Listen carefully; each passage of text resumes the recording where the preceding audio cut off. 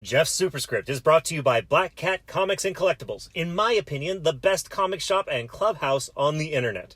Follow them at Black Cat Burbank on Instagram and join their claim sales on Tuesdays for new books and Fridays for back issues. And don't forget to ask about joining their Stray Cats Club for special perks.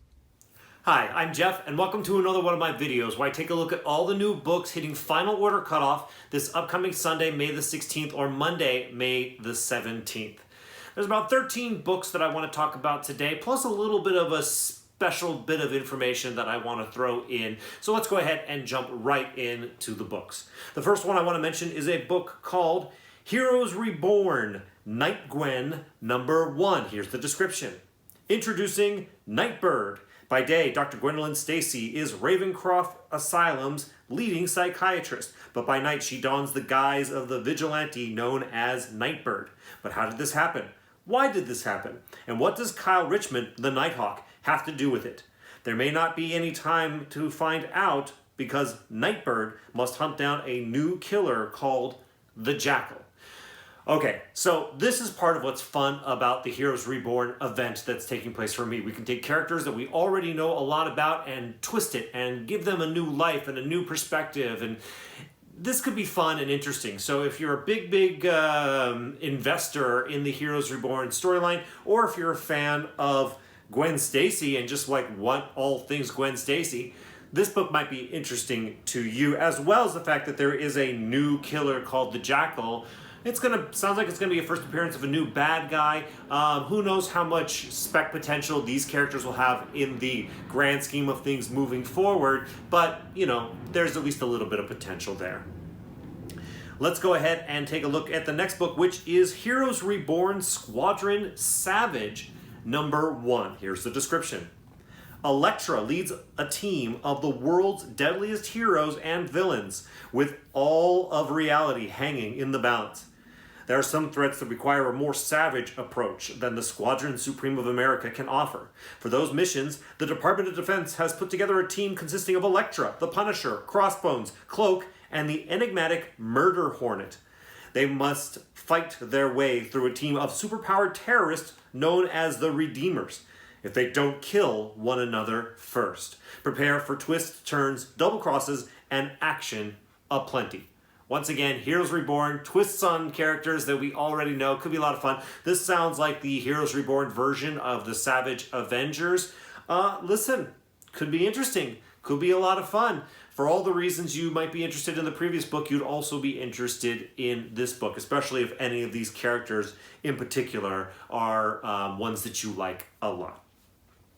The next book I want to mention to you is Spider-Man Spider Shadow #3. Once again, this is a 5-part limited series. I only mention it because it's so good.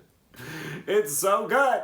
So I hope you're already on board with this. But yes, issue #3 does hit Final Order Cutoff this upcoming Monday.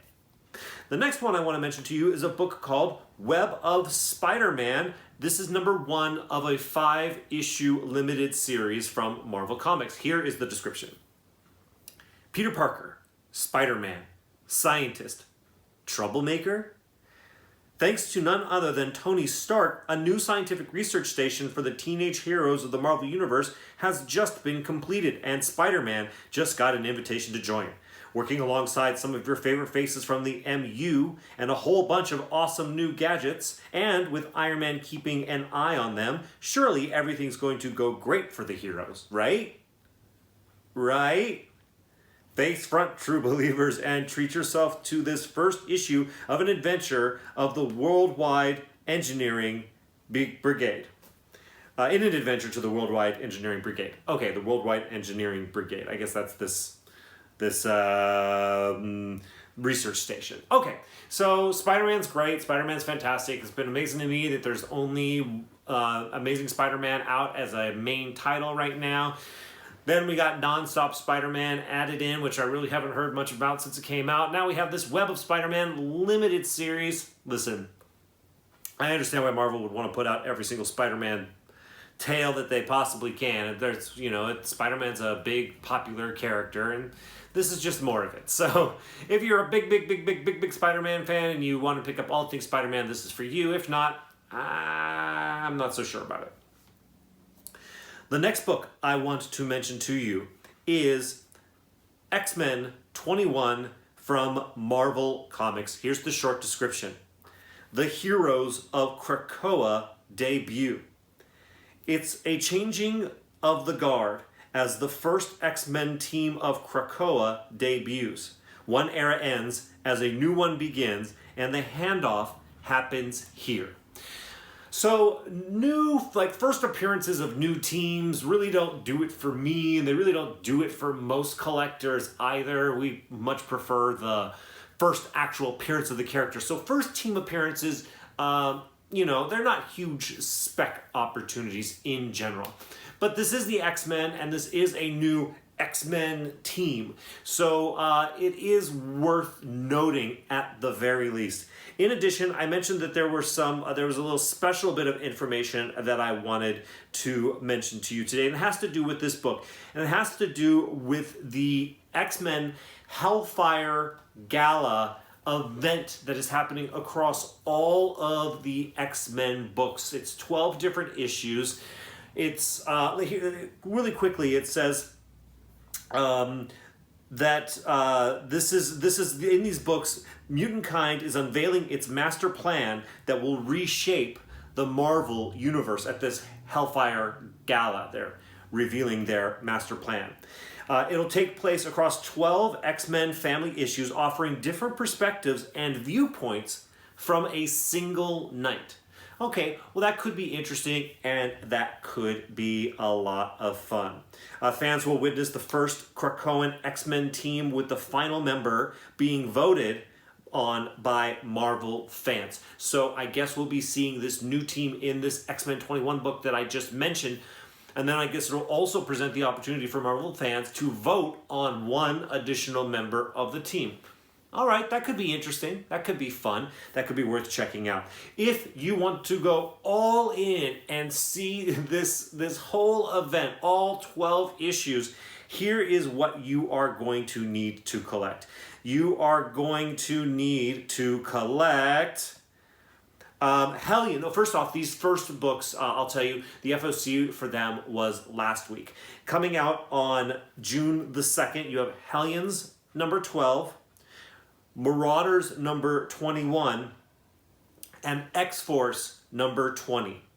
Then hitting FOC this upcoming Monday, a book I didn't mention is Excalibur number 21, and the book I did mention, X-Men number 21. Hitting FOC probably a week from Monday and coming out on June 16th, we have New Mutants number 19. We have Planet Size X-Men number 1. We have X-Corp number 2. And then coming out on June the 23rd, we have Sword number 6, Way of X number 3, and Wolverine number 13. And then I believe this is finally, the last one to come out will be on June the 30th, and that is X-Factor number 10. So once again, I just wanted to put all that information out to all of you if you were interested in going all in on the Hellfire Gala event. All right, let's go ahead and move forward from there next by looking at this book. It is Dynamite Lives, number 1 from Dynamite. Here's the description. The hit series returns. Because you can't kill a never-ending army of zombies, you can only hope to beat the beep out of them. After tragically losing their first chosen one against the zombie plague, Vampirella, Miss Fury, and what remains of the Project Superpowers look for a new savior. But Ash Williams is an even more reluctant Deadite hunter than usual. This time, the Army of Darkness has ray guns, superpowers, and a brilliant new general, Evil Sonya, who takes her role of Queen of Hell quite seriously. All right, well, if you were a big fan of the first Dynamite, you're probably going to be a big fan of this. If you didn't care about the first, you're not going to care about this. But it could be fun. If you missed the first one, you want to jump on this one, this could have fun as well. Something I wanted to bring to your attention. The next book I want to mention to you is another fun one, Red Sonja 1982. This is a one-shot from Dynamite. The description reads, a mysterious killer android from the future hunts the legendary mercenary from the past. AI meets magic in a story that takes us where else? Hollywood, Beverly Hills, and the City of Angels. Amy Chu returns to pen this gnarly, one-and-done, action-filled issue that will totally take you back to the summer of 1982. It's an epic struggle between good and evil, mohawks and perms, new wave, and heavy metal. All right, love these Dynamite titles and these Dynamite characters, or hate them. Either way, it seems like they're packed with a lot of fun. So if you're looking for a lot of fun with a heavy dose of 80s nostalgia, you might consider picking up Red Sonja, 1982. The next book I want to mention to you is a book called Good Luck. This is issue number 1 of a 5-part limited series from Boom Studios. Here's the description. What if luck was quantifiable and something everyone was born with? Everyone except the unfortunates, teenagers born with absolutely zero luck. Now, with the world mysteriously plunged into chaos and reality itself threatened, they will be our only hope to save the world. Our last hope is those with no chance of success. The only thing anyone can wish them is good luck. A bold new original series for fans of Seven Secrets and Runaways from Matthew Ehrman and Stefano Simoni about defying fate against impossible odds. All right, it sounds like not that great to me, not that interesting. I'm going to give Boom the benefit of the doubt, though, because I think Boom has nice books in general. But it doesn't really excite me too much, at least from the description alone. You know, oh, people have bad luck and you can measure it, but these people have none and they're our go-to heroes. Seems a little backwards. But maybe it's interesting. Like I said, if you're a fan of Boom and you just want to give it a shot, maybe you pick up issue number 1 and check it out.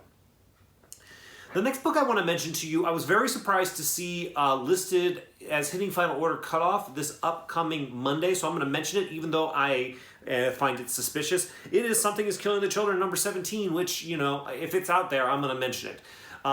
It says it doesn't come out until June 23rd, but it was also on this week's FOC list. It's possible that was a mistake, but just in case it wasn't, and for some reason you don't already have a deal set up to get every issue of Something is Killing the Children when it comes out, I wanted to make sure that you knew that it's possible that the FOC for this is way in advance of it coming out, but odds are this is a mistake, but, you know, better to cover yourself just in case. The next book I want to mention to you is a book called Bunny Mask, number 1 from Aftershock Comics. Here's the description. A new horror series from the creator of the Eisner-nominated Colder. Sealed in a cave before the dawn of man, released by a crazed madman, Bunny Mask walks our world once more. But for what dark purpose does she use her unnatural powers? And what's her connection to B. Foster, a young girl murdered by her father 14 years ago?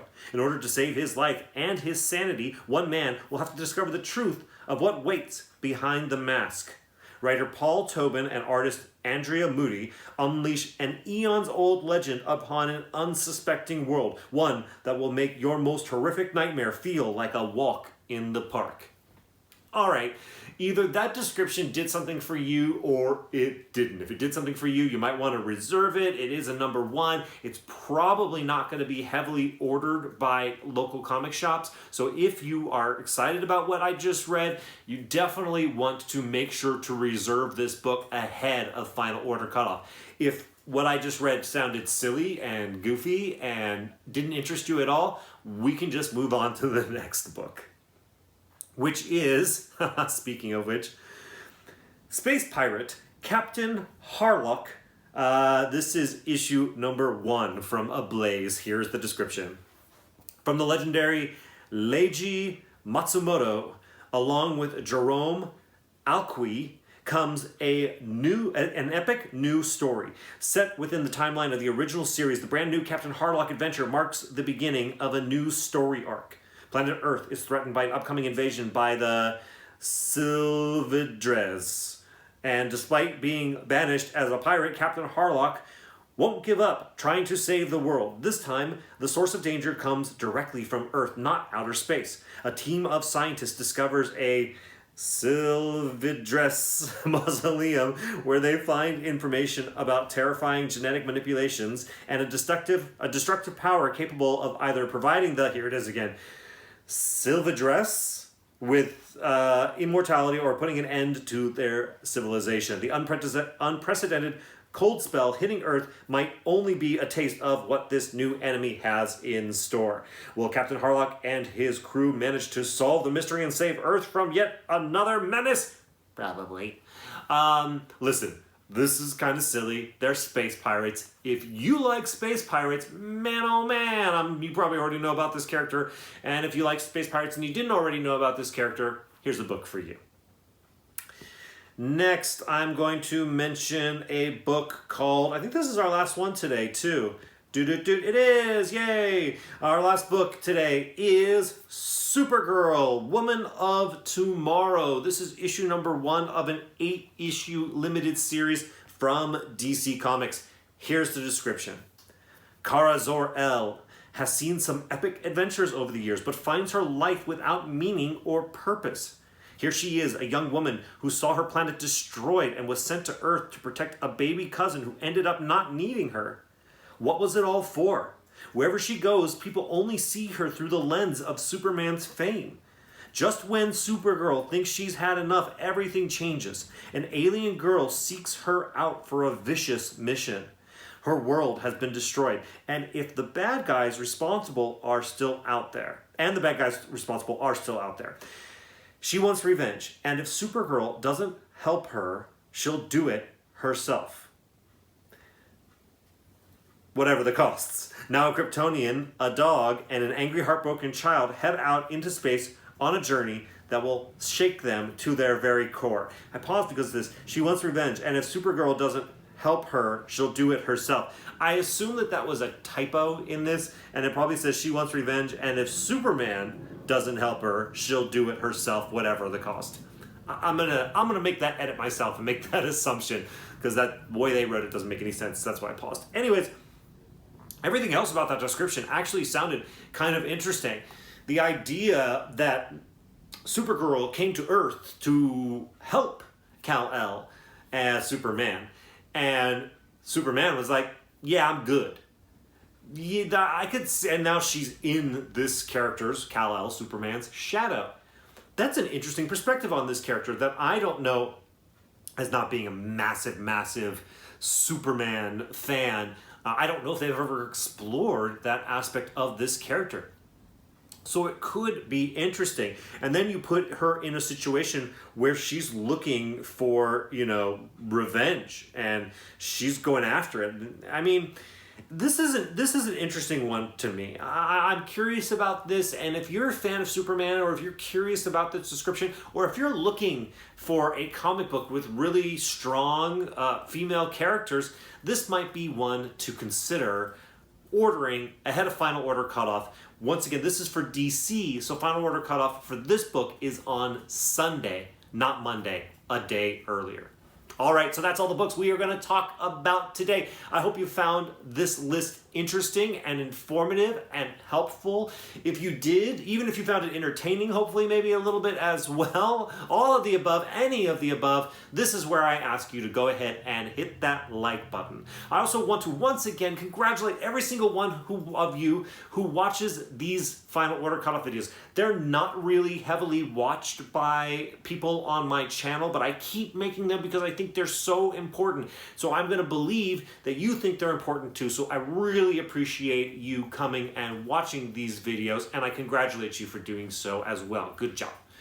In addition, if you haven't subscribed to my channel already, I invite you to please join us. I'm getting a nice little trickle of subscribers in on a regular basis, and I appreciate every single subscriber, everyone who watches these videos. Thank you so much for your support. If you're interested in subscribing now and because you haven't done it before, hitting the subscribe guy is absolutely a great way to do it. But make sure you hit that notification bell as well, because I do put out really, I'm not going to say they're really great because I've been patting my back, but I think they're interesting videos that come out randomly from time to time. Thank you so much for watching this video. I will see you in the next one.